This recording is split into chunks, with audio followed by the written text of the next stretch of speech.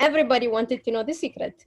So this is how I began working with the ministries and with the hospitals in Bahrain, and I believe in integrating. So I work very closely with the medical community in Bahrain.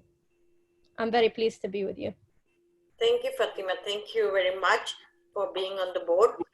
We'll quickly move on to Dr. Gaurang Joshi from India. Namaste, everybody. It's nice to be here on this platform with Dr. Meenakshi ji, Pratibha ji, and all eminent personalities. I'm basically in India at Rajkot, Gujarat. I'm director of Athara Multispecialty Ayurveda Hospital and also a chairman of ALSARF, one NGO working in the field of Ayurveda research and propagating Ayurveda globally. Practicing since last 25 years, particularly in the skin disorders, cancer and autoimmune disorders.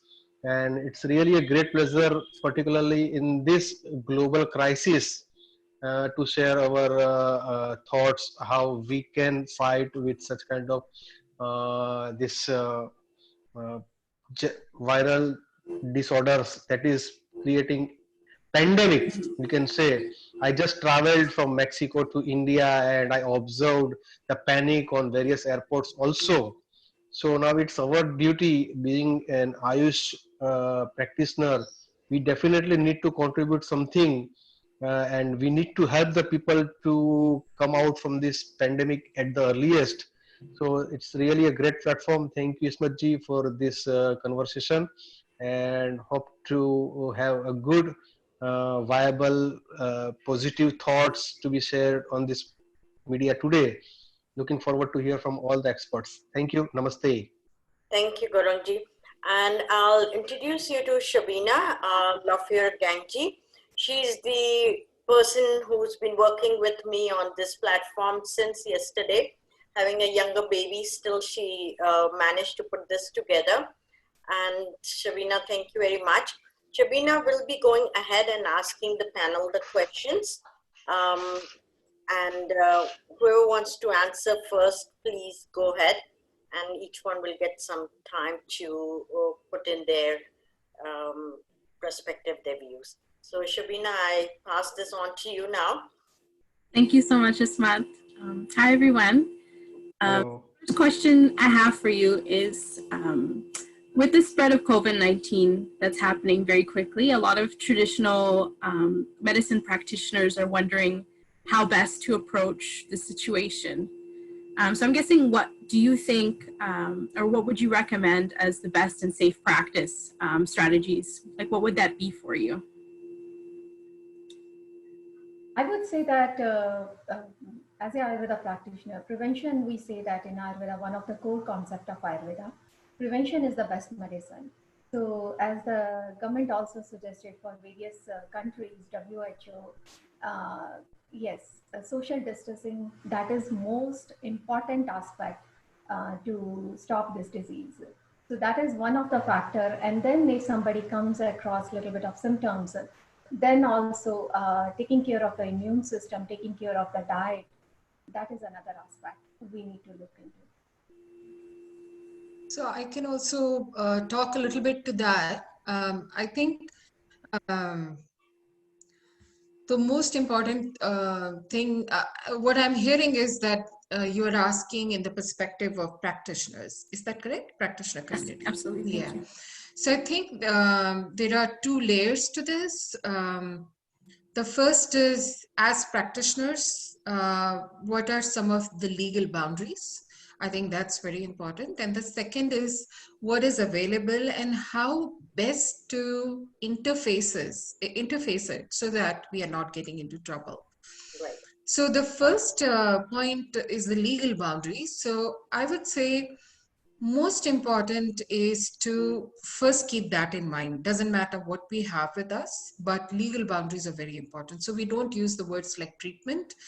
In fact, as a whole, I would say in this pandemic, even the mainstream is not using the word treatment yet. So I think that boundary should be very clear. We should not use the word treatment. You know, that's very important. It's an ethical responsibility we have. So please do not use the word treatment, anybody.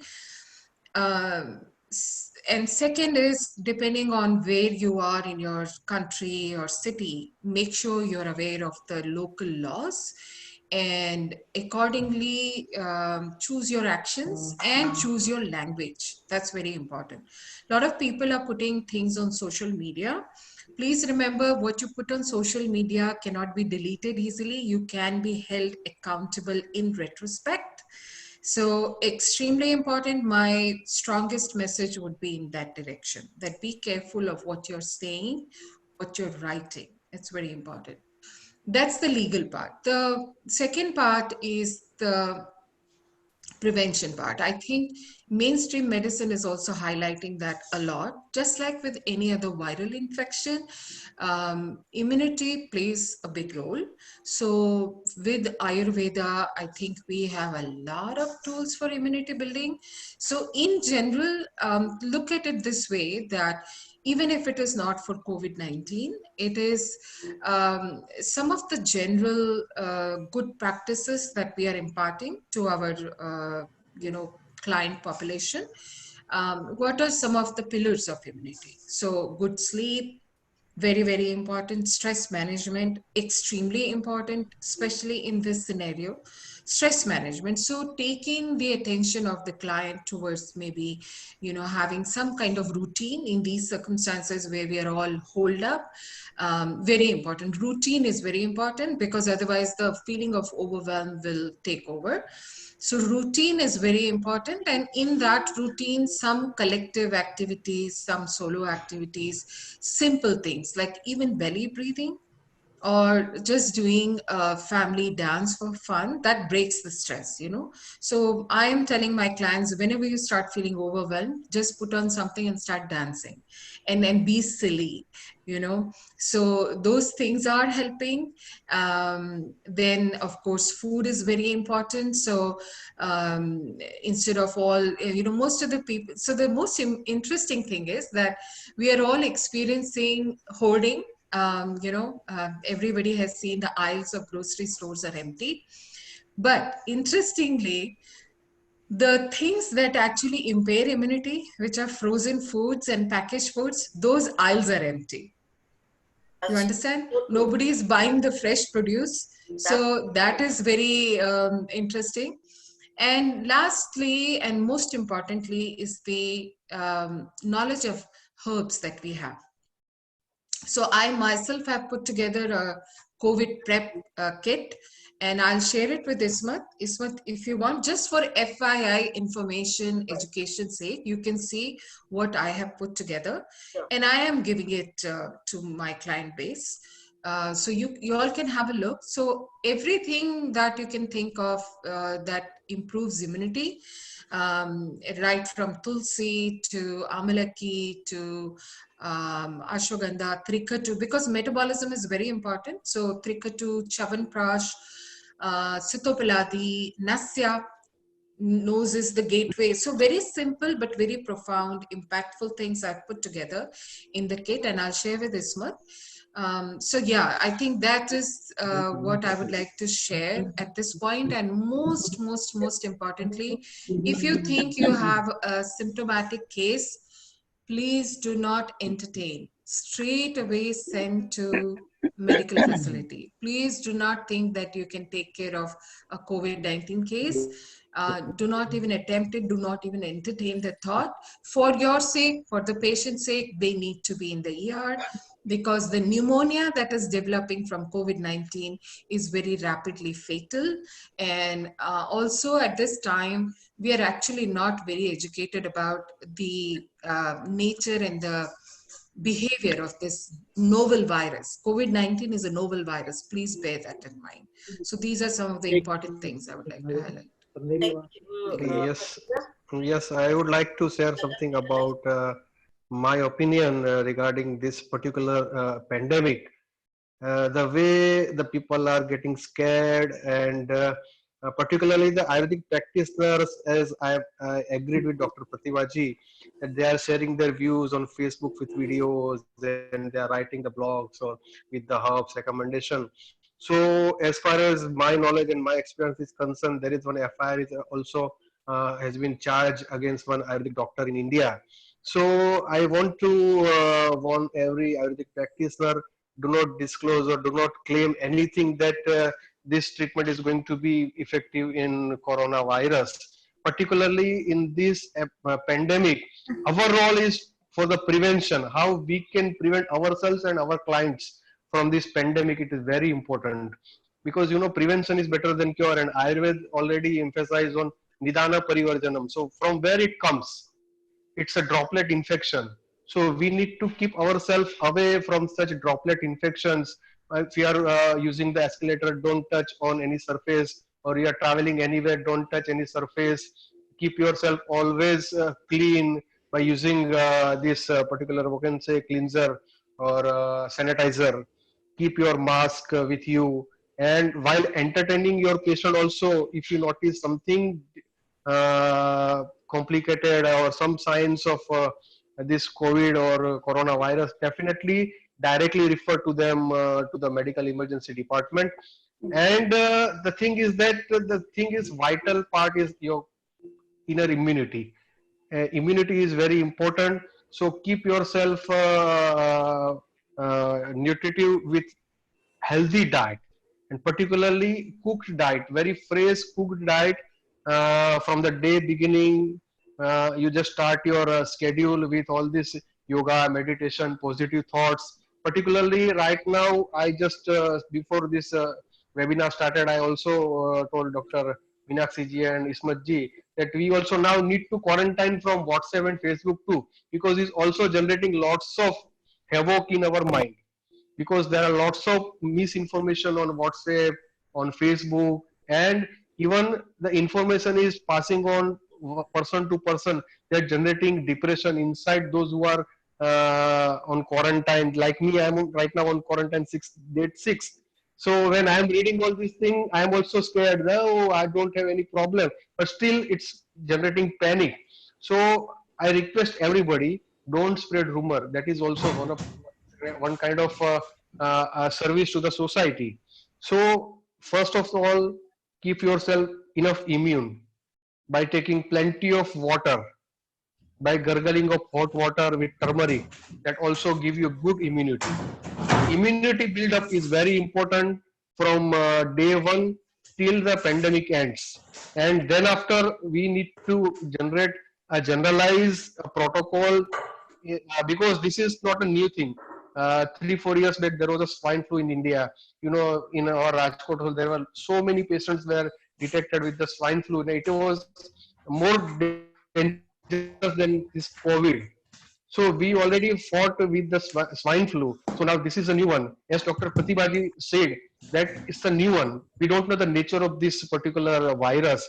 So we just need to wait and watch how it develop and what are the other complications coming. As far as I observe, those who are traveling or those who are in the direct contact with the patients of coronavirus, within 3 to 5 days, they are manifesting with the symptoms of COVID. So, being a practitioner, we need to be very careful while entertaining the patient.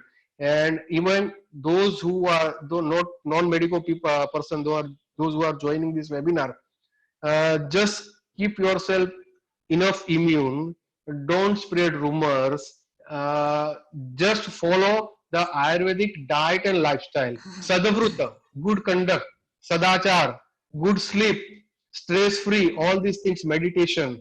So these are the very important aspect to keep yourself immune to fight against such virus. And hope in this crisis, all these Ayush doctors will spread this message of Sadavruta and prevention. We are just here for prevention. We cannot claim anything. So prevention is better than cure. Everybody need to spread this message of prevention. As Ayush practitioner, as Ayurveda practitioner, we need to take care of all our clients, not but our family members, our relatives, and our nation, because we are representing different countries, and it spreads almost all parts of the world. So according to this condition, according to the weather condition of that country, we need to pass the message of immunity, how they can get immune with this condition. And there are good diet recommendation in Ayurveda. By following that, by keeps yourself away from community gathering, or by going into the hospital also, if you are having any patient, those who are any want to visit, I request everybody, don't go anywhere, just keep yourself at home. Stay home is the best preventive measures. Now, this is my message to everybody. For this crisis, at least from today onwards, for 15 to 20 days, keep yourself at home. Stay home is the best medicine. So, Shiji, thank you very much. I think we will be running out of time, but very good, important information. And what I'm hearing is that as Ayurvedic educators, counselors, practitioners, doctors, working at the root level is very important. Once there's any symptomatic symptoms, please hand it over to the medical care. Do not claim anything. Also, just to give you a bit of insight, that in Canada, we can't even claim now prevention for COVID. So we can't even claim preventative care for COVID. So that's one of the reason in the webinar I took off the word COVID and added immunocare. So what we can do is boosting the immune system, but we cannot claim anything preventative. So just that those who are Canadians and have joined in, wanted to add that. I'm not sure if it's same on the US end yet. Not yet. Not yet. Yes, not yet.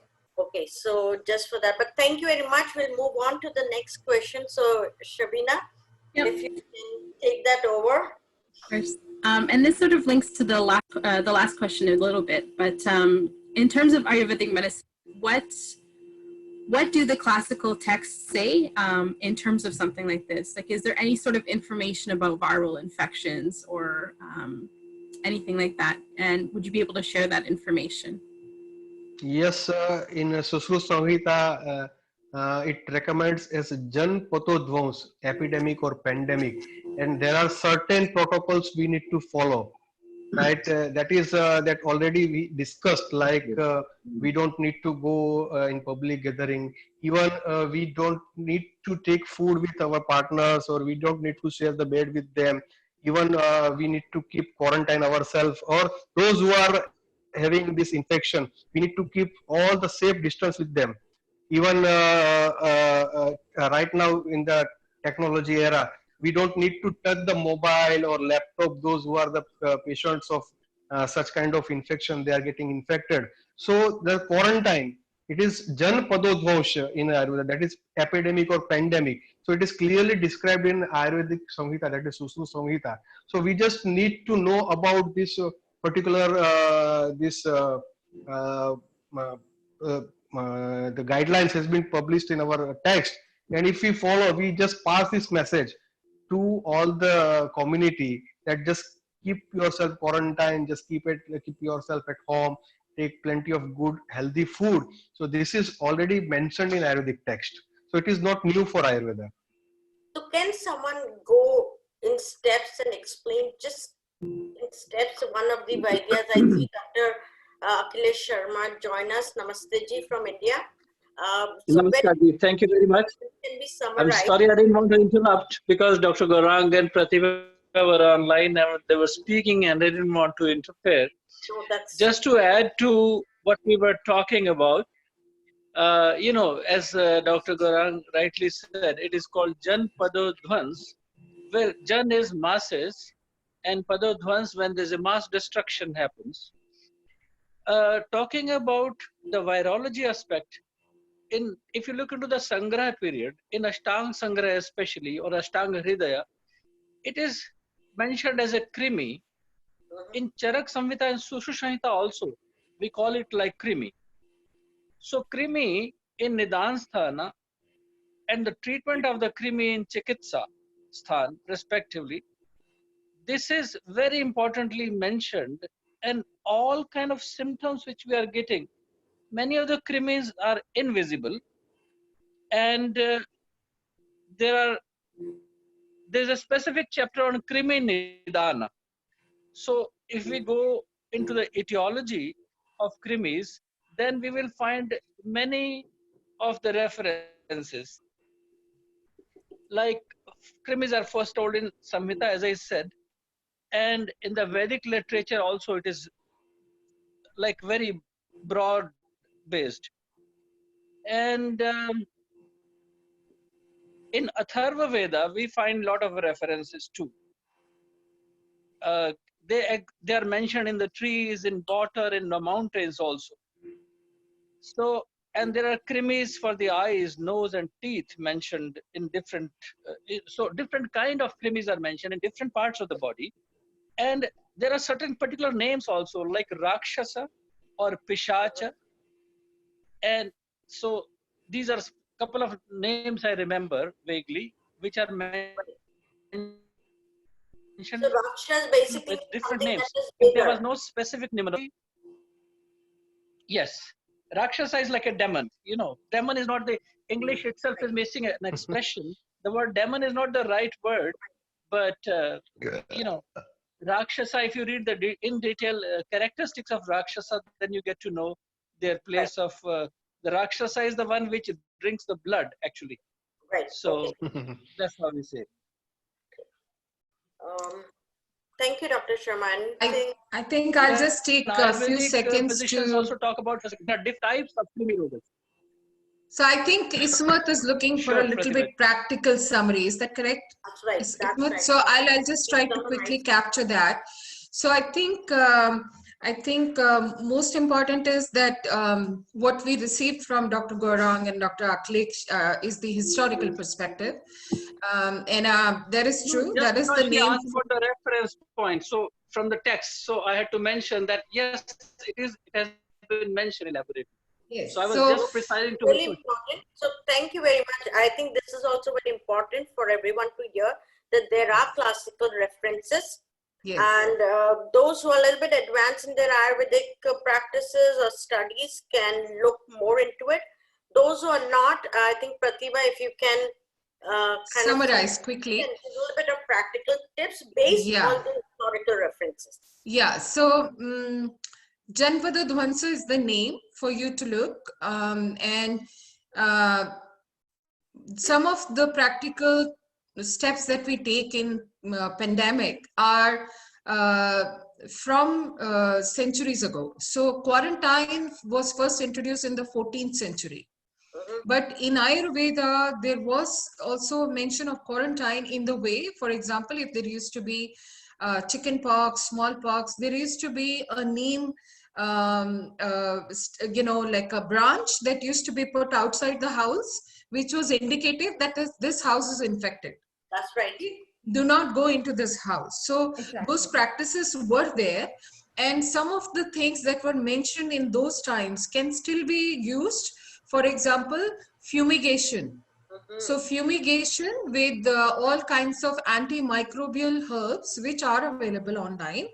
I think I want to add one thing to the historical perspective, that in addition to krumi, the other word that has been used for viruses is bhuta. Now, bhoot can be translated as ghost, but actually in this context, anything that we cannot see with naked eyes, these are the microbes, the viruses, the bacteria, the spores of fungi. So those are also in the category of bhuta. Okay, so that's the historical perspective. But practical steps, see, pandemics happen when you have really messed up with your air, earth, water already. You have already messed up. So it's not something you can revert very quickly. So those deeper things will take time to restore, to turn around. But what are some of the immediate things you can do? Because it's like a unleashing of vendetta by the mother nature. So what do you do at that time to stay put? Because otherwise you will be swept off. So some of the things are classical things, are fumigation and using like neem boiled water, for example. And if you don't have neem, whatever else you can find, which is what are some of the tastes to focus on: bitter, pungent, astringent. Especially this particular virus is surviving more in the nasal cavity and the sinuses. So whatever you can think of, even steaming with all kinds of pungent, sharp, tikshna, ushna, herbs is important. So apply all the classical things that you can think of. It is a little bit of a double whammy that we are being exposed to COVID-19 in spring, which is the kapha period. Pratimaji, I would like to tell you one thing. We can compare it with the Vata Shlesmik Jwara. Yes. This is a kind of Vata Shlesmik Jwara. So we can implement the line of protocol according to the Ayurveda, that is Vata Shlesmik Jwara. So as you write, we need to have Ushna, Vili or Ushna, Tikshna herbs. That's good. We can go for Nasya Chikitsa. That is also very good. Yes. So that is very good. So we need to just keep this thing in mind that we need to set this protocol as a Vata Shlesmik Jwara. That will be an ideal thing. So if it hits the lungs at the later stages, so it's more like of a kapha disease as well. If I would say more kapha. I would say more kapha management, because it's all in the sinuses and then the lungs, which are all seats of kapha. So I mean, Vata is always the Mata. We always have to say Namaste to the Vata. Because see, there is one symptom of dryness of your nose. That is also one of the symptoms of this COVID. Yes, that's if you notice it. But if we look at the doshas, I'd like to add one thing. It will guide us. It will guide us to even have a preventive diet, if we can say that, or let's use better words. Let's say a diet that can help support your immunity in this specific time, which is basically if we take diet that can reduce kapha, basically, so reducing or avoiding dairy products and eating more leafy greens, eating more vegetables. So these things people need to know, because many people still think that dairy is very healthy and very good during this time. And just a couple of hours ago, I received like on WhatsApp, which one thing, as you all said, I agree, we need to combat these rumors and these broadcasts that have false information. So I received one WhatsApp broadcast that was saying that if you take 2 spoons of oil, raw oil, it will help boost your immunity. Imagine having 2 spoons of olive oil daily. This is increasing the kapha as well. So no, don't do this. Don't do this. So do not take raw oils. Do not take any crazy thing that gets circulated on WhatsApp. Yeah. There is one thing recently come out, that is if you can go for some citrus that contains vitamin C. That has a major role for this kind of, it will decrease the load of the virus. The viral load will come down. So at least vitamin C, like lemon or orange juice, that is going to be very useful. Even amla can be very useful. Amla is very good for that. Chawanprash, amla, those can be good to boost up the immune system. But you know what else? The smoke. A lot of people are using also smoke, which is again, it contributes into like lowering the immunity, or let's say lowering, putting your lungs at more danger and putting your whole breathing system at a bigger danger. People are now doing a lot of this kind of smoke to fumigation. Antiviral. Fumigation, if done with the proper herbs, that can proper be useful, herbs, actually. and you should have water in the base so that it's not a dry smoke. I also want to say few more herbs, like in this I have put together few more herbs like tulsi, vasa. These are also very important. Guduchi has a very good also role. So whatever you can think of in terms of immune modulation and building your metabolism and keeping your channels open and patent, those things I have put. And then last thing is Sitopalati. So these are the 4 things: Chawanprash, Nasya, Springwell with 10 herbs, and Sitopalati. These are the 4 things in my sort of Corona readiness with Ayurveda. That's how I have put the label on that.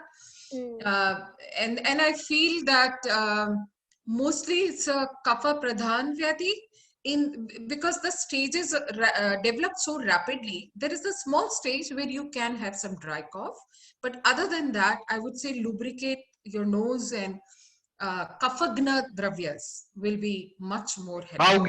We can use cow ghee also, very good. Cow But ghee. because the way it's developing, sorry to interfere, because the rapidness that it's developing, the there's point. definitely Vata is the Mata. We cannot ignore that. So Vata management is very important, but here we are looking more in sense of the Bhut, which is possessing us with fear and anxiety. And it can That's true. That's move true. into different stages quickly. So I would definitely agree with all of y'all on that. That kapha management is very important, but not to ignore the vata in this whole picture of kapha management. Would you agree with me on that? Yeah. Yeah, Yes, definitely. definitely. Yes, Definitely. yes. And I would like In terms of diet, I don't think we should take more of kapha increasing diet, which is good for vata. I think it should be the opposite in terms of diet itself, because I agree. number one, people will be isolated and they will be on quarantine. They will be sitting. It will be more sedentary. People will not be moving, so they don't need to take more of vata diet, which is kapha foods. So that will also increase the weight, increase the decrease the immunity, and increase their chances to catch the virus if they go out, or you know what I mean. So I think it's better to go for kapha reducing diet. Yeah. Maybe vata and the pata and sharira would be kapha. So Fatima, just to add to what you're saying, I think only the Ruksha Guna of Vata should be taken care of. Only the Ruksha Guna. Yeah. Everything else, don't worry. It should be Kapha Guna primarily. But the Ruksha Guna, like with lubrication and good quality ghee, those things you can add. Cow ghee. And steaming. Pure cow ghee. Steaming. Internally. Pure cow ghee is Yes, best, but yes. if somebody can have access to the Untitled also, that is also very, very That is good also practice. important. Yes, Yeah. yes, yes, yes. And Here, Exactly. I'm not Fatima sure. ji, I would like to say something. Sure. Sharma ji, Hello. please go ahead. Yeah, what I wanted to say, one kitchen remedy which is time tested, which turmeric. is if you take 50 milliliter of sesame oil and add say half teaspoon of curcuma, turmeric, Yes, turmeric. which Yeah, is universally available in every part of the world. So you Yes, put them yes. together and use it. It is a Agree with Dr. Sarma. Agree. Totally agree. lubricant and it is protecting coverage. So, that would be a Absolutely. good remedy. And one thing more I wanted to say about the fumigation. When there was a plague condition situation in Surat, there was one thing which was approved by the Ministry of Ayush, also called Dhupan Samagri, which was containing shirish and gugul, neem, giloy. Many such things were combined together and did a fumigation. I have proposed this to the government to remind that I was working for a pharmacy where we made the formulation, and it was a very successful experiment.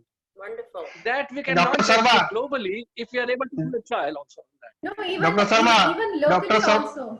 If Yeah, those yeah. herbs are not available, the local herbs which are bitter astringent, that can be used. Sage, Right. rosemary in Sage, United rosemary, States. yes. Yeah, Yeah, those Dr. can be Sarma. utilized. I would like to say, Dr. Sarma, I was there at the time of plague at Surat. I was interning, and I experienced the same. What you said, it is correct thing. And I was there in internship at Surat College at the time of plague. So I experienced the same thing. What you said, Right. I do agree with you. So fumigation is generally healthy, but Meenakshi and Pratibha rightly said that local herbs can also be used, like rosemary, oregano, Sage. thyme. Sage, thyme, mint, those also can be Yes, used. very good Yes. also for this. All those herbs are also good. Thyme we have tried, oregano too. And the variety of basilicum, basil, there are about 26 varieties all over the world available. So, the similar kind of sanctum, but still the varieties of basilicum available in different parts of the world can still be tried as a part of the ingredient of the herbal teas. It's true, true. So we have some Madhu questions Yashni is coming available up. everywhere. So I'm going to continue with the next question, and we'll kind of. I think we have the questions in the chat also. Let's take Okay. those questions because audience also want to know a few questions. Yes. Perfect. And so I just wanted to touch on, I know some of you have kind of discussed this a little bit, but if you wanted to just add to it, just in terms of the patient presentation we're seeing with the COVID-19 virus versus regular viruses. and what difference there is. There's been a little bit of discussion, but does anybody have anything to add on that quickly? I don't think any of us have seen COVID-19 patients directly. Yes, Those are all in the yes. ER, so it's difficult to comment. Whatever information is there, the most reliable information website would be CDC, and that's being updated regularly. So I would say anybody who wants to follow the latest updates on the number of cases, what is the status of the state, etc. CDC website is the best. I also have a URL where you can type your zip code and check the resources in that area, what the government is giving out. Okay, But thank other you. than that, I don't think that is relevant because I don't think we will be seeing or treating COVID-19 cases. And in different part of It's world, you better. can check the WHO website as well. WHO, yes, Yeah, that's true. WHO, because CDC is most catered towards the US, US. yeah. There is WhatsApp number from WHO. You just say hi to them, and they will guide you as per your requirement, as per your query. So it's better to contact WHO experts or medical experts because we are not treating patient directly. So it's better that if anybody wants to know about that thing, they can contact directly to WHO. Okay. Any other questions? So we Yeah. have some questions from the public, and I have kind of unmuted few of them who have checked in. So let's finish this questions list that we have, and then we can open it up for the attendees. Okay, and so in terms of being able to, a lot of people are testing positive for the virus, but they're being sent home, right? We're seeing that a lot in the United States and a lot of other places. There might not be enough tests, or they just might be tested positive and sent back home. And so for people that are having milder symptoms, similar to, like you were saying, the chest stuffiness or the dry throat, are you implementing, would you recommend implementing any supportive Ayurvedic treatment? Or First of all, I would like to say that follow the guidelines directly from your physician. That is very, very important right now. Yes, And absolutely. then comes to the alternative medicine or Ayurveda, because that is the most important guideline which you will get according to your symptoms from the government. And when just we talk simple, yeah. Go ahead. Go ahead, Dr. Jain. Simple warm water gargling, or by adding some turmeric, that definitely reduce the swelling in your throat. I think that is the best practice as far as our knowledge or our experience is saying. I think salinity will be also beneficial for this because using the neti pots with a little bit, a pinch of salt, and then using it correctly with the mouth open and making sure that you cleared all the water out. So I think that can be also very beneficial for I think, I think my follow-on thoughts are that I was smiling when Fatima was saying neti and use it correctly, because I think that's the most important thing. That's why I don't use neti recommendation lightly, because it can actually contribute to the problem if not done properly. So I do not recommend neti easily. But I would like to add, if you have nothing, see, we have already gone over the list of herbs that are useful. If you do not have herbs, something you have at home, like Dr. Joshi said, gargling is very important. Steaming can be done by anybody.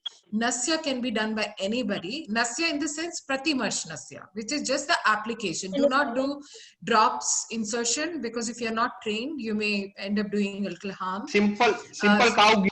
Simple cow ghee. Cow ghee, sesame oil, olive oil, whatever it is you have, use that.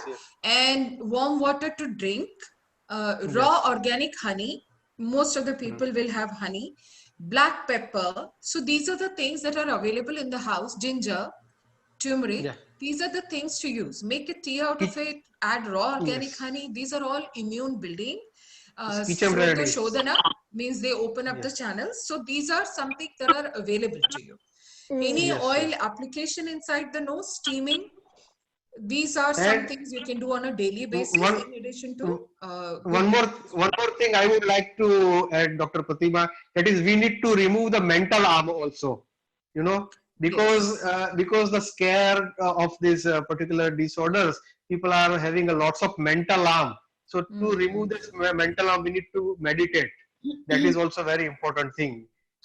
Meditation and pranayam are the very important exercise to remove the mental harm, because when you are having a fear, there is a chance of lower down your immunity. See, I would say even if you can't meditate, because a lot of people are so overwhelmed, just do belly breathing and break out into a dance. Two things, if you remember, you'll be good. Okay, Fatima has something. That's what I was going to say, because basically when you're isolated and you're on quarantine and you meditate, you may feel more depressed because it will put you in a very quiet mood, and then you will be having to face whatever thoughts and fear in your mind. So meditation is not really recommended in this phase. I think so. It has to be But more dynamic, at least positive, and pranayama. positive activities, right? You need to have some positive things. Very specifically, very good to help us forceful activation. And keep yourself away from these social medias, because that is also generating lots of mental harm. Definitely. And then during this period, digestion is also very important. One needs to make the digestion also. Yes, Light if you are soups, warm soups, stews, those are the healthy choices. And you can always add black pepper, ginger, long pepper, whatever available at home. Those things can be added into the food. You can make the khichdi also in a soupy consistency with adding all those spices. That also will be helpful. Avoid animal foods. Definitely avoid animal food for this time. Ginger, Coming to fundamental. Sattvic diet, we can say. Sattvic diet, exactly. And just to add one point in regards of the jalanity, the neti pots, a lot of people use them at home and they don't even know if they're using them correctly. So just to add quick points, these are not to mess with, the neti pots. You have to use it in a very correct way. Like, I don't just recommend it for people. I train them to use it properly. I see them doing it, and then I give them the neti pot to continue using. That's not something that you should just do randomly at home or just buy a neti pot and just, you have to learn it from a teacher how to use it properly. Yes, that's a good idea. Everyone. We have one interesting question from an attendee, and the question is that since this is a viral infection on the respiratory tract, just wondering if we should focus on the first defense, which is to build a firewall with vaporized herbs on the respiratory tract. What would you recommend? Yeah, that is exactly what Nasya is, right? Fumigation That's exactly what Nasya and steaming are. Both are exactly that. So that's what we were saying, but no dry smoke. No dry smoke. Yeah, no dry smoke. Even when you do the fumigation, adding a little bit of liquid, water, or ghee also into that, that will be helpful. Nasyam is always with the, for this actually season, with the different mode of oils or the ghee, that is also helpful.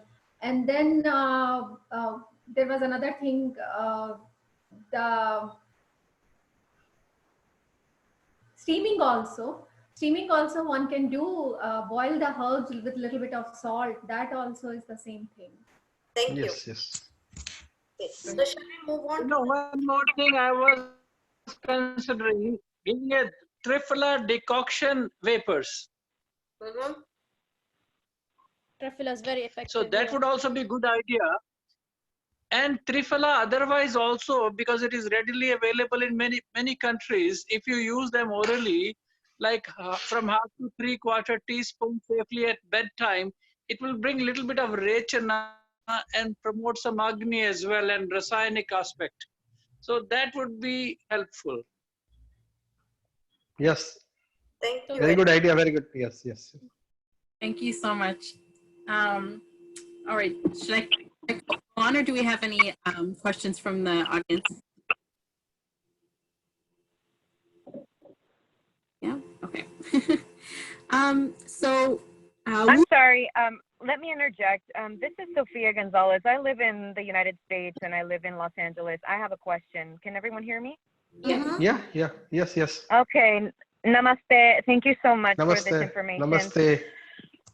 I'm joining via phone. I am wondering, is there a PowerPoint that is accompanying this presentation, or is this just auditory? Yeah, no PowerPoint. Just auditory right now. There's no PowerPoint presentation, but we are looking forward to do more of these kind of sessions, and hopefully we will be more proactive. This was just put in a quick response to what was happening around. So this is just a preliminary kind of a session, but yes, please send us your feedback on things that you want to see, and we will make sure that you all are supported in this time. Ismat, great. Yes, I want to add something for the caller. Hi, I'm Pratibha from Boston. Hello. Hi. Hi. Hi. So I was actually going to do a COVID readiness workshop on March 17th, which did not happen due to the bans that are in effect now. So I am making a video recording of that with handouts. So if you want to find out my email ID from Ismat and send me an email, I'll be happy to send to you. Sure. Okay, great. Yes. I just wanted to I wanted to get in touch with everybody, each and every one of you, because I practice Ayurveda, and I cured my bipolar disorder. I no longer have bipolar. That's really great. Great. Yes, and I want to share this information here in the United States, but it's so difficult. It's so difficult because we here in the United States is big pharmaceuticals. I call it karmaceuticals. Yes, and so I can explain it. I can present it, and I can explain the vata imbalance, the kapha, the pitta imbalance, all of that. I can explain. So we can help you write a case study, okay? Because that's what we do in Council for Ayurveda Research. We'll help you document it properly, and we will help you present it or publish it in the right resources, okay? Oh, thank you so much. Oh, I would love that. Okay. You're welcome. Thank you. So we will keep in touch then. That is all. Anyone else who has a question? I see people are texting. There's Mamta Prajivan. She's from Toronto and a very active member. Actually is going to be part of our research team here in Canada. So Mamta, if you have any question, please go ahead and ask the panel yourself. Are you there? Okay. Oh, hi. Thank you. Namaste, everyone. Namaste. How are you? I'm good. We're just, keeping up with the latest information because I also have a science background. So I try to integrate the two and, figure out, what is going on and then try to integrate the knowledge together. So this is really helpful to hear from all you wonderful Vedias about, things we can do and we can't do. So this is useful. I just put some comments in the question and answer about, the thoughts that were just sort of streaming in my head in terms of how to manage Vata and other things, and then looking at all the different modalities from not just Yukti, but, Deva Vipashya and Sattva Vijaya, because we're going to need a lot of that now. I feel with their anxiety and everything that's brewing and how people are going to react with the social distancing and how they're affected. So there's a lot of soul stirring happening. So I feel that, we could, in whatever way we can, use the Vedic knowledge and extend that to our clients or family or friends or anyone as we go along, just like the way it was done before. So I appreciate being part of this and appreciate all the feedback and information that you're passing on. So I'll be in touch. So Mamta, I saw your comments in the chat box. Yes. I think a yes to all of them, but again, for larger dissemination of do's and don'ts, I think it's very important to keep it simple, doable, and not too complex. But to your own client community, if you want to, hold smaller sessions to, focus on one thing, like Sattva Vajayas. Because if you leave with information, different people will pick up different things which are doable for them. I think the most important bottom line is what is doable. Because in theory, there are a lot of things we can do, But in this time of stress and being overwhelmed, and people are living with a new reality now, because there is a density of people inside the house. There are kids running around. You have to bring bread on the table. Some people have been laid off. So life is actually very uncertain and very stressful right now. So too many things to do can be counterproductive. So it's important to give like takeaways, 5 mantras, something like that. So simplification is an important part of dissemination at Yes, this yes, time. definitely. I agree. And I've also, I was thinking in terms of also community outreach, because I was thinking of doing a webinar, but then there's a lot of webinars happening and everybody is addressing it. So what I've started is I realized from the news that their daily food bank is actually running low on supplies and funding, and which is really sad, because the very people who are affected economically from this crisis are the ones who are going to be seeking that. So I've just started a fundraiser campaign to help the food bank with that as well. So we also need to think outside of the health mode Sure. to see how. Definitely, the community needs the help Yeah. as of now, and so any ways we can help, that will be really really grateful for all of us. If somebody needs the food, we can donate, and we can even for elderly people, they cannot go to the market. A lot of people in my neighborhood, they have put the sign outside that if somebody can take a job and can go and purchase the food for them. So in that way also, if we can help as a Ayurveda practitioner or as a part of community, that will be wonderful. And you are doing really good job that you are working with the food banks Fundraising. for doing that. Yes, during this time of crisis. And Mamta, you can also write blogs. If webinars are too many, you can write blogs. Recently, a chiropractor reached out to me that his professional network needed some guidelines for eye care, because digital use has increased. So I immediately wrote down a short blog and I sent to them about eye care, which included palming and putting cucumber slices and eye exercises. So there is a lot that we can contribute. And with the blog, the good thing is that people can read it at their own leisure and comfort. So yeah, there are many ways to go about information dissemination. Amazing. We have one student, she's also part of the attendee, and she actually started to give tulsi and camphor to homeless.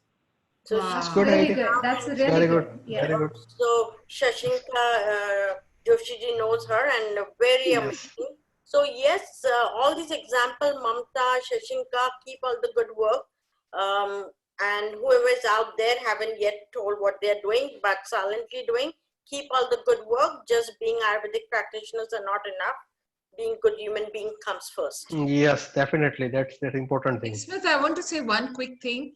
I'm little bit troubled to hear camphor, because tulsi you can overeat and not a problem, but camphor, if you apply wrongly or eat wrongly, there can be a problem. Just be careful about what you're giving. Even if people do the wrong dosage, wrong usage, Right. it should be completely safe. So camphor is not in that category. So she's giving instructions just for smelling it from a distance, not any application. Oh, okay. Because it's so cold out here, they get really, really, they get cold even in the nasal passage and everything. So yeah, no, with lot of care, instructions, a lot of input from her other Ayurvedic practices around the globe. But I just wanted to put that out, that yeah, eating certain safe herbs is also good. And yes, we have to be very mindful of what herbs can be used. And even the way of using them and the dose. It's not as easy as just putting a list and broadcasting it, or just sending it general information. People usually ask for things as if it is one fit all, which is very wrong. Like it should be to each individual. And I hope you get well soon. What would you take? Yeah.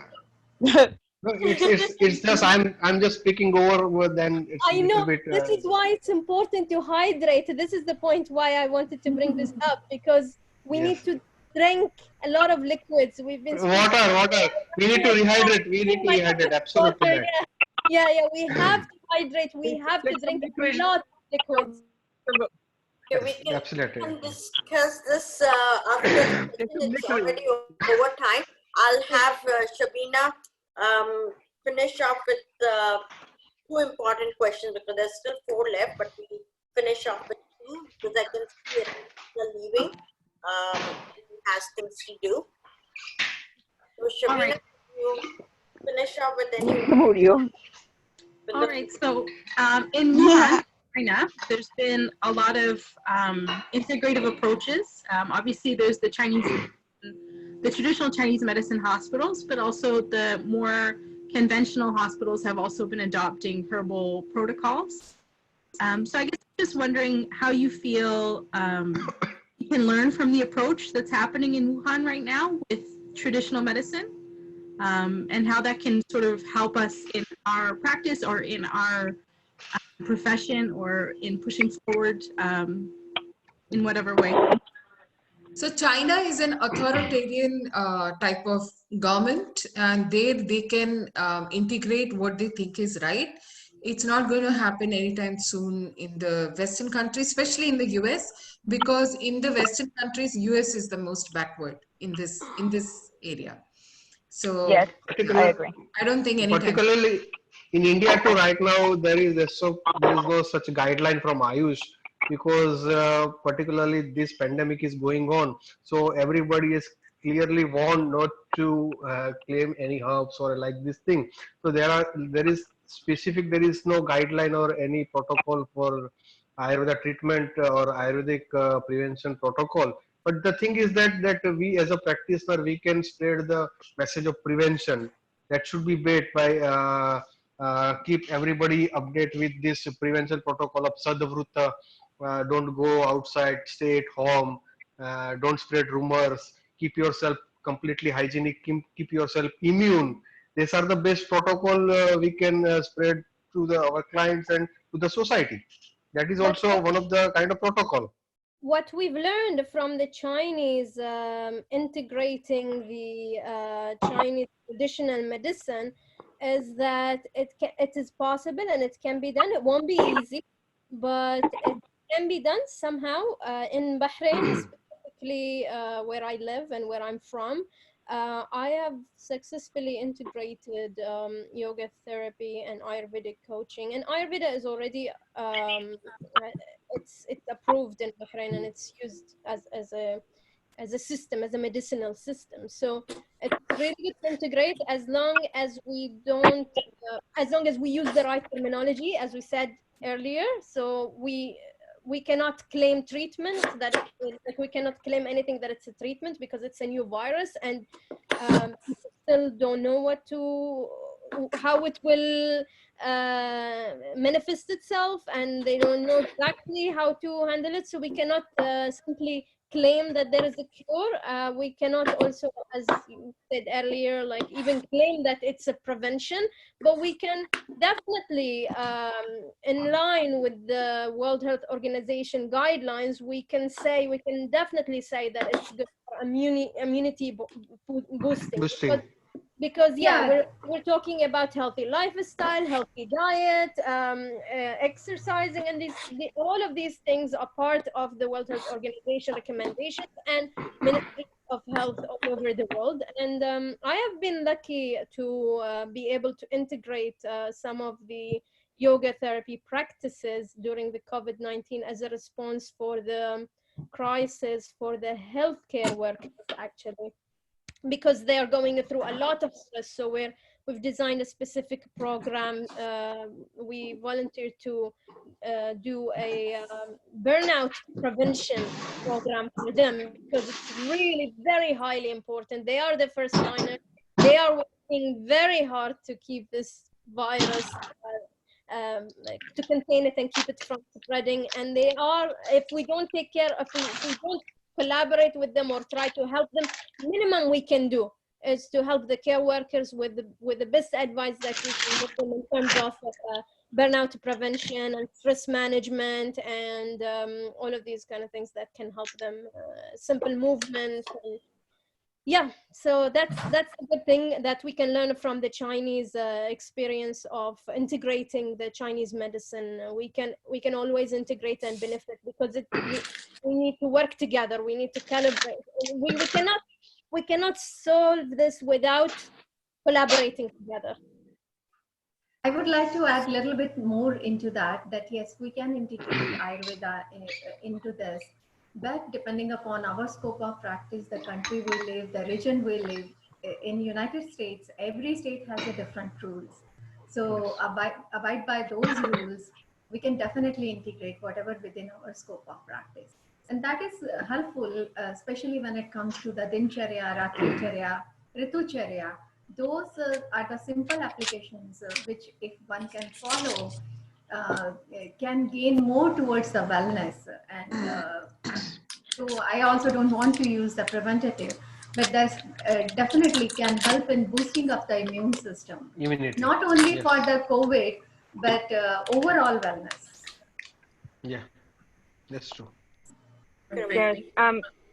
So I just have a last comment. This is Sofia Gonzalez, the person who cured her bipolar disorder. I am working on an educational curriculum that integrates Ayurvedic wisdom, but I also integrated neuroscientific information. So I am making the case for myself through neuroscience. So how What's can your I? background? Who can I? I'm sorry? What's your background? I have a master's in public health. Public health, okay. And what's the question again? No, I wanted to let you all know that I am currently working on an educational curriculum that has Ayurvedic wisdom, because I practice Ayurveda. So my question is, who can I contact? Who can I email? What email do I refer to if I want to reach out to you all for resources? This is a very interesting subject. Actually, we've introduced in Bahrain a curriculum that mindfulness at schools, which has Ayurvedic wisdom, as you said, and has a little bit of yoga, which what they can do at the classroom itself, because we wanted to teach students that they can still exercise where they're in the classroom, and you don't need to go to a sports hall to some movements, So as we began to introduce it, then the coronavirus came and schools are out now, so we're kind of taking a break now. But you can get in touch with me, and maybe we can work together. Yeah, maybe we can. That's great. Very good idea. Yeah. You can contact anybody. All are the experts, and they Ismat has all the email IDs. Ismat has, you can reach out. What is the email? Is it admin? No. Admin at cash.ca, and you can definitely send us the inquiry. And this is an open forum. It's meant for everyone in the community. So whatever your question is, and we'll be able to share it with the panel, and they can communicate with you directly. But just because we are running out of time, I would request everyone to keep to the topic and the need for today. That's right. Yes, of course. I just wanted to know who I can contact, but I will email. I have the email from Instagram, so I think I will write you there. Thank you. Thank you. So just a last question for me. There's a lot of people, a lot of students, Ayurvedic students, or people with some knowledge of Ayurveda who are seeing what's happening and really want to ensure that their community stays. I guess I'm just wondering what you think their role is. Who want to support and believe in Ayurvedic medicine, but maybe don't have the education necessary, or, Or the confidence. The confidence is really important for the students. This is one message I want to say for all the students who are participating with us today. You need to have the confidence, and you need, of course, because you already have the knowledge, so all you need is a little bit of faith and confidence, and you also need to be very careful. Don't just randomly do things that you're not sure of. You can always get back to someone who have more experience and check with them. I think my response is just like in the aeroplanes, they say that first wear your own mask, first take care of yourself, I think practice everything yourself inside the house, which is social distancing, stress management, good metabolism, and then think about supporting the community where you can play a supportive role, you know, and don't even try to go out and educate, I feel, because you yourself are learning right now. Somebody who is learning, somebody who is doing engineering cannot go and say, hey, do the house structuring like this, use this material. They could go wrong, and that's an irresponsible thing to do. But as a human being, you can give human support, love, compassion, care, availability to, you know, help bring groceries, etc. I would say focus on self-care at this time. Don't be stress thin, and as a human being, you can let out any support, resources that the government is providing. You can let people be aware of those resources. Other than that, I think this is not the time to be overzealous. This is time to be responsible and careful. Yeah, if you haven't experienced it yourself, you won't be able to pass it to others. I totally agree. And sharing messages on social media, hey, I did this, hey, I did that, can also be disturbing for someone else. Yes. Exactly. Yes. Unless until you have authentic source, then it is good to share those information. But if you don't know, then please do not share any information on the social media. At least don't spread any rumors. As Dr. Pratibha said, just keep yourself immune, keep yourself fit. That is also a service to the society. That's what I mean. So just we need to keep ourselves fit. We need to spread the positive message, and we all together we need to fight this particular crisis currently going on. And that's the only thing. Just be positive, stay at home, and keep yourself enough immune. And I would like to add a little bit more. When we all emphasizing on stay at home, definitely a little bit exposure of sun will do much better than staying. Absolutely right. Yes. Absolutely right. So we should always get the sun exposure whenever we get a chance by staying at home also. Yes, that's true. That's true. And chanting of Mahamrityunjay mantra. Movement is important. Exactly. Movement is important. If you cannot go outside, maybe inside walk only. Yeah, indoor walk in your house only. Keep yourself active. Yeah. Physically and mentally active. Exactly. Excellent. Akhilesh ji, you have something to share? Well, I was just of Nunca se le dio más, señor. Your voice is breaking. We're breaking up. Sorry.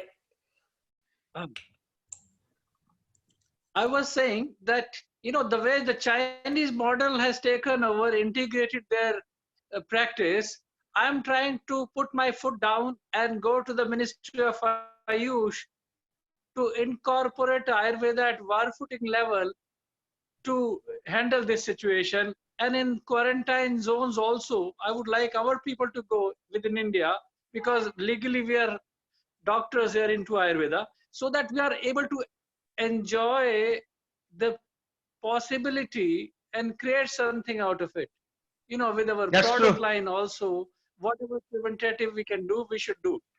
Dr. Gaurang, you should come forward and... Yes, I am with you. Yes, definitely. Keep me updated. I will be with you. Yes. Fantastic.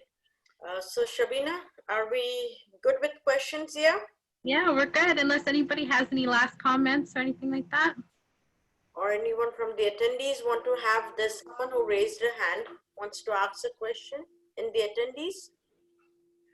I see that, who is it? Whoever it is, please come forward and ask a question. You all have been unmuted on our end.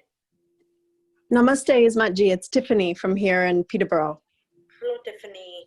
Hello. Namaste to everyone. Namaste. It's been really wonderful to receive each and every one of your wisdoms on this topic, and in such a challenging time. It's so hopeful to be able to come together in this way. So I'm really deeply appreciative.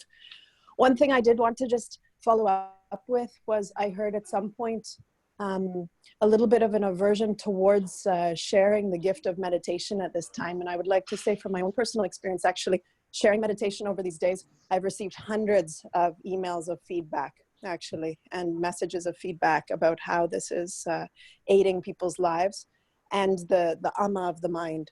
So I really feel that it's important, actually, that we share proper teachings of meditation and of pranayama during this time as well. And so I would really not, it was concerning for me to hear that, because that in and of itself is medicine, of course, as well.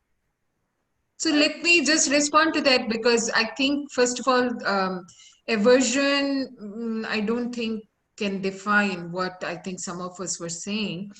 I think, so Tiffany, I'm a practitioner here in the Boston area. And as I have mentioned, I'm BAMS MD, been doing this for 30 years.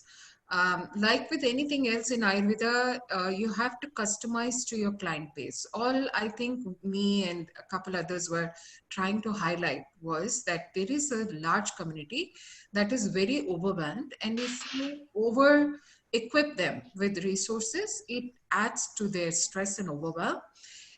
It's not against meditation, it's about really being careful to equip, to pass on the resource to the right resource to the right client population. None of us here, I think, can say meditation can ever be bad. It's just that, as I said, that there is a certain population that's extremely overwhelmed, people who have been working 2-3 shifts, or people who have younger kids in the house. It's very difficult for them to sit down. It's even more overwhelming to sit down and do something like that. So I think it was more about pointing that out. Nothing against meditation. Meditation is an extremely powerful resource. The problem is when you put someone who's depressed already because of the situation into meditation, they may become worse. Like if you're doing just if you're sending out like general videos of meditation and people are enjoying it, that's all right. But I mean, as we said, it's not like one fits all. Maybe one of the people who would watch that video or that meditation guidance, they will feel slightly uncomfortable, or they may get into this deeper into their dark thoughts, because you're basically the whole idea of meditation is like allowing yourself to basically relax and to not have any of these thoughts. But some people who are already depressed and they are already overwhelmed because of the situation, it may not be good for them. I personally, as a yoga therapist, I would recommend more dynamic practices.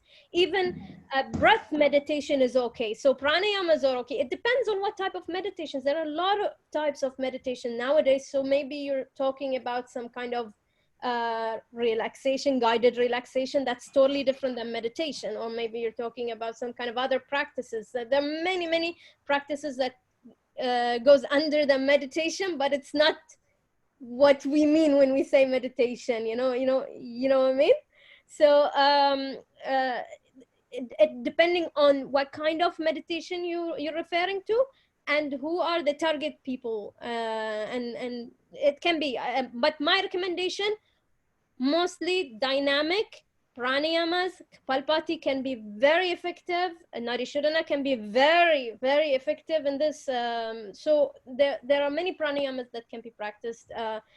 Meditation is the last thing I would recommend. It's not on the top of the list. It can be helpful, but it can cause more trouble for some people who will.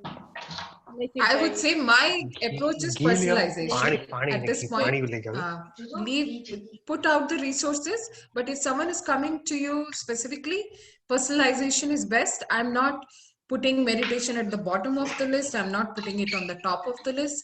It's one of the tools, and whatever works. I would say just play a video and dance, or play music and dance. So I want to keep it simple.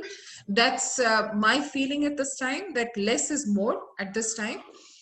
Few but important things: lubricate your nose, breathe properly, hydrate properly, nutritious food, sleep properly, have some activity, and break the stress with whatever works for you, whether it's a board game, dance, music, crochet, knitting, whatever it is.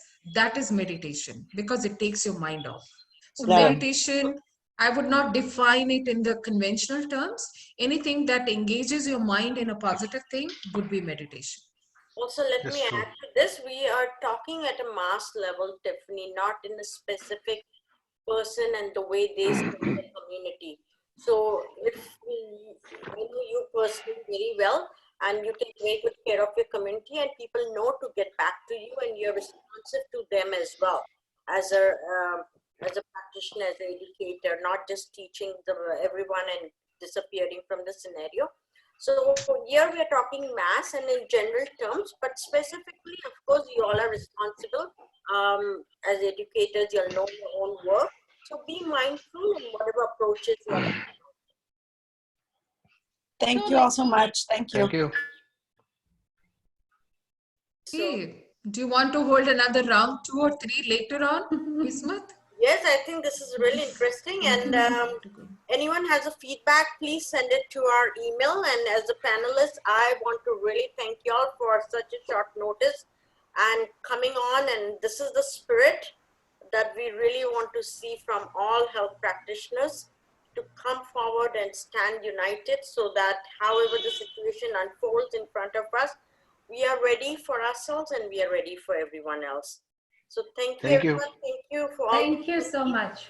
Thank you. Very, very much. Thank you. Thank you. One more I thing. apologize Two more. for joining late. Yeah. I would. I really Ismat ji. was embarrassed. I have could a conversation.